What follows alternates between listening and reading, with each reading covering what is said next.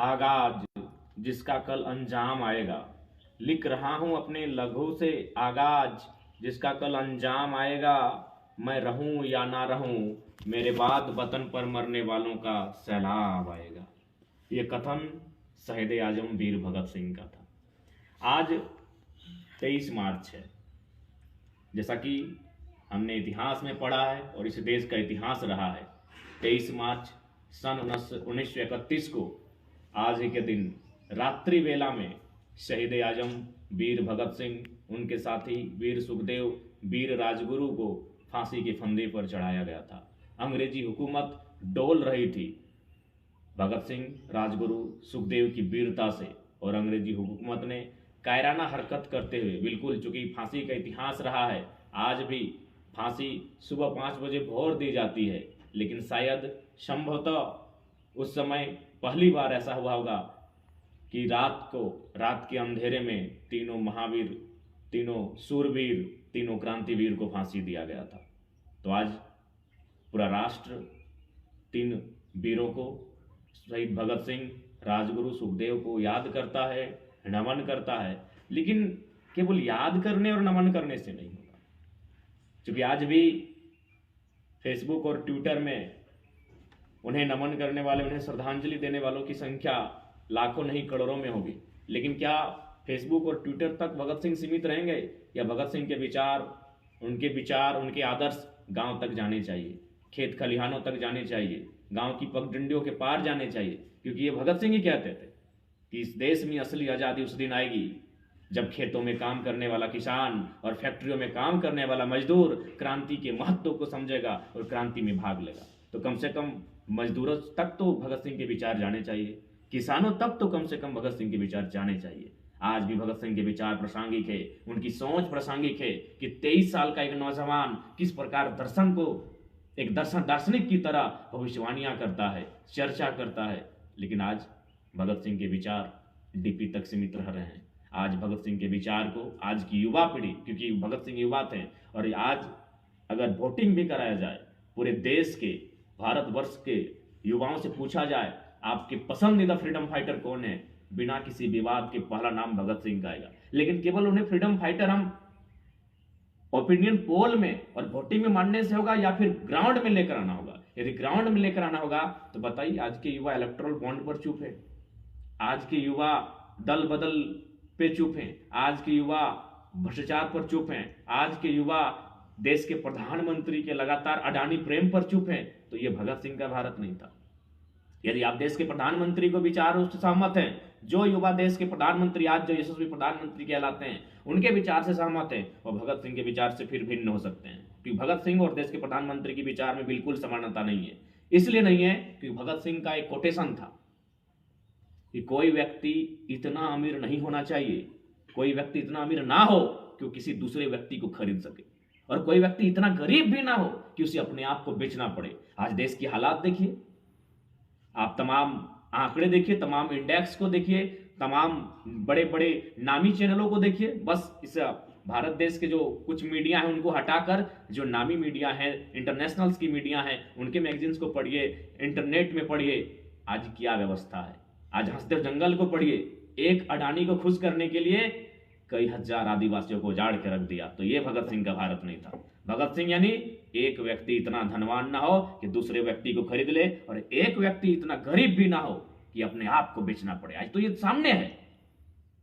आज 1% लोगों के पास में भारत देश की आधी संपत्ति, आधी सत्ता, आधा सब कुछ 1% आदमी के पास, बाकी 50% जो बता है आधा, उसमें 99% लोग संघर्ष कर रहे हैं। और आप और हम युवा हम कह रहे हैं कि भगत सिंह हमारे आदर्श से, अगर हमारे आदर्श भगत सिंह है तो ऐसे प्रधानमंत्री, ऐसे नहीं, मैं एक का नाम नहीं, जो भी पूंजीवाद को समर्थन करते हैं, जो देश में बेरोजगारी पर चुप हैं, जो देश में महंगाई पर चुप हैं, वैसे प्रधानमंत्री फिर भगत सिंह के विचारों से मेल नहीं खाते हैं। इसलिए आज युवाओं को सोचना होगा कि अगर भगत सिंह आदर्श हैं तो प्रधानमंत्री से सवाल करना होगा। ठीक है, प्रधानमंत्री को मानिए, लेकिन एक सवाल बनता है उनसे पलटकर कि आपको हमने सत्ता किस लिए दिया था, इंडिया पाकिस्तान के लिए, मंदिर मस्जिद के लिए, या फिर भगत सिंह के विचारों का भारत बनाने के लिए? भगत सिंह का विचार यानी अंतिम व्यक्ति तक, किसान तक, खेत खलिहान तक, गांव तक, वहां विकास की किरण पहुंचे, अंतिम व्यक्ति तक विकास की किरण पहुंचे। आज कहाँ है अंतिम व्यक्ति?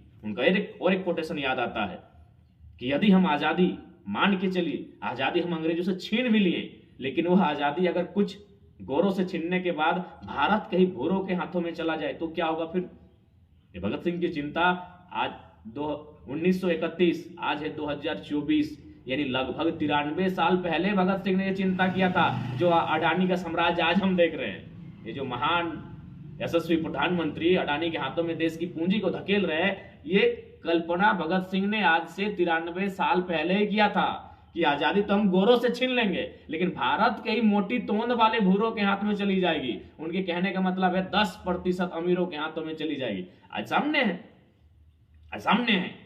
आज आप उस चीज से भाग नहीं सकते हैं, आज आप उस चीज से बिल्कुल भाग नहीं सकते हैं। आज हम इसलिए खुश हो जाते हैं, विशेषकर युवा पीढ़ी, इसलिए हम खुश हो जाते हैं कि रेहाना को किसी ने नचवा दिया, लेकिन 74 करोड़ रुपया असूला था साथियों, 74 करोड़ रुपया असूली किया था रेहाना ने। अभी किस देश में, जिस देश में 36 लाख लोग इलाज के अभाव में मर जाते हैं, और आप पर हम कहते हैं हम भगत सिंह को मानते हैं, सवाल भी नहीं कर पाते हैं। भगत सिंह पहला काम सवाल करते थे कि बिना तर्क किए, बिना बहस किए किसी की बात को मानना एक प्रकार की गुलामी है। ना आपने तर्क किया, ना आपने बहस किया, आज आपने स्वीकार कर लिया।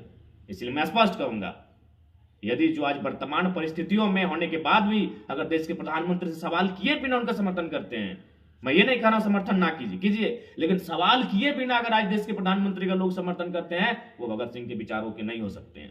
क्योंकि भगत सिंह का विचार था कि कोई व्यक्ति इतना अमीर ना हो कि किसी आदमी को खरीद ले, और कोई इतना गरीब भी ना हो कि अपने आप को बेचना पड़े। आज मुल्क के हालात को देखिए, किसी के पास पैसा है तो अगला को अपने घर में बंधुआ मजदूर बना के रखा है, और किसी के पास पैसा नहीं है तो अपने आप को किसी अमीर के घर में जाके बंधुआ मजदूर बनाकर बैठा है, उसके घर में अपने आप को एक गुलाम की तरह जीवन यापन कर रहा है। ये परिस्थितियां और ये सच्चाई है भारत की।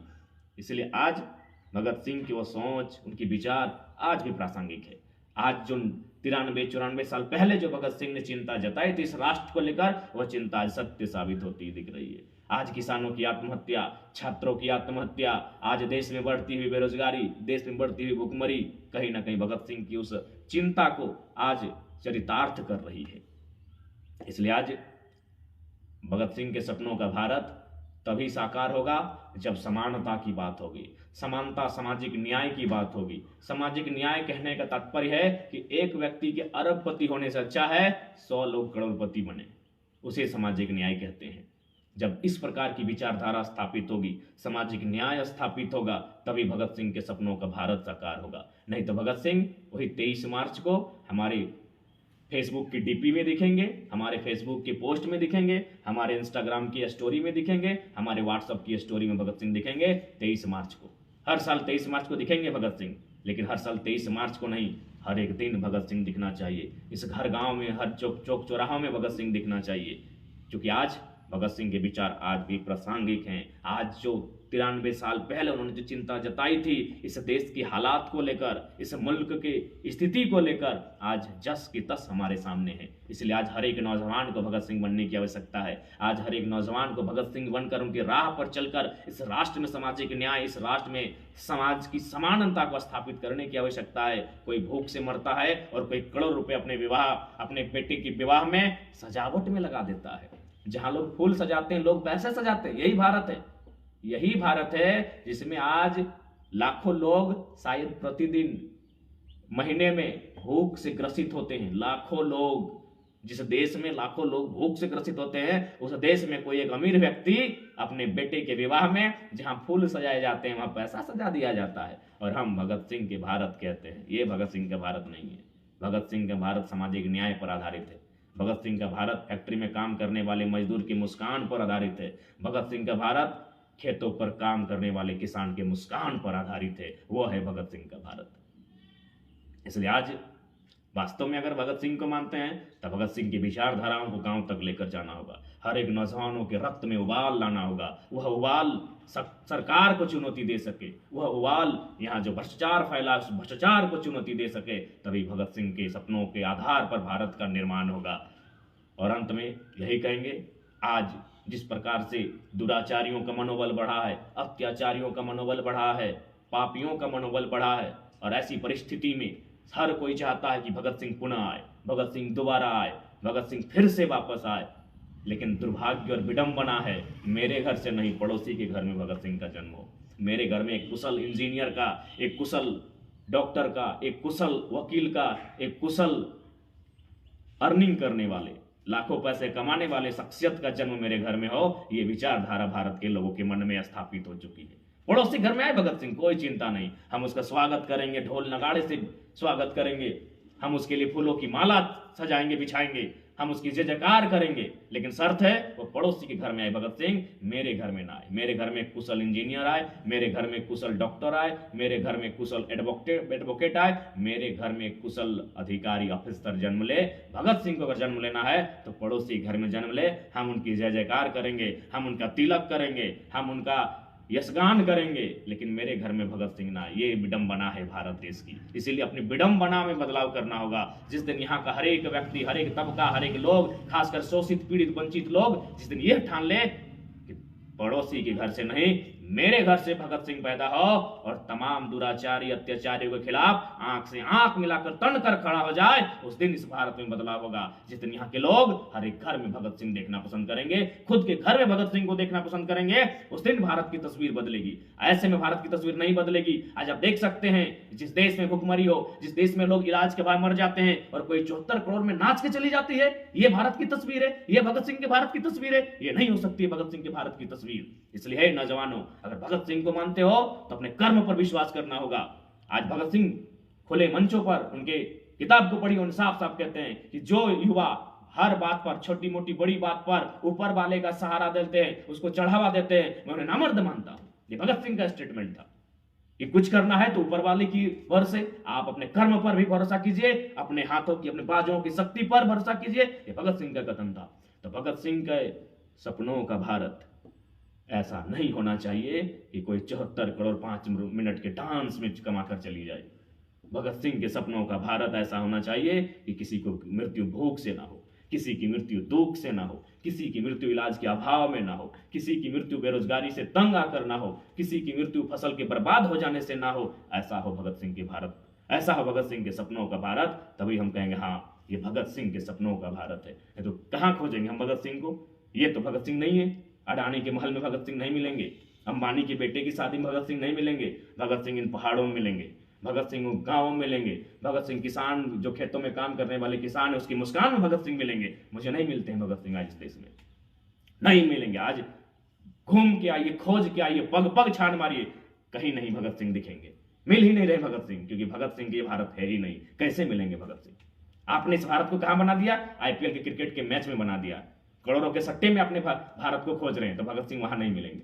भगत सिंह वहां मिलेंगे जहां कोई युवा बेरोजगारी से तंग आकर आत्महत्या नहीं कर रहा हो। भगत सिंह वहां मिलेंगे जहां दिन भर मेहनत करने के बाद, अथाह मेहनत करने के, परिश्रम करने के बाद हल्की सी मुस्कान जब किसान के मुख पर दिखे, भगत सिंह वहां मिलेंगे। दिन भर कल कारखानों में तपने के बाद जब मजदूर के चेहरे पर मुस्कान हो, भगत सिंह वहां मिलेंगे। ऐसा भारत अगर है तो भगत सिंह वहां है, नहीं तो आप अगर खोजेंगे आईपीएल की कमेंट्री में, वहां भगत सिंह नहीं मिलेंगे।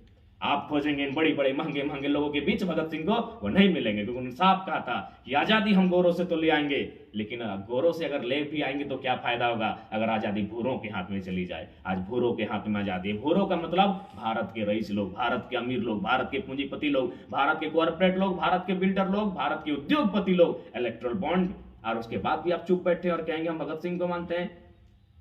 इसलिए भगत सिंह के सपनों का भारत अभी कोसों दूर है। उस भारत को युवाओं को लेकर जाना होगा, और तभी जब युवा खुद को भगत सिंह माने। आज युवा अपने आप को कमाऊ इंसान बनाना चाहता है, भगत सिंह तो विडंबना रह गया है।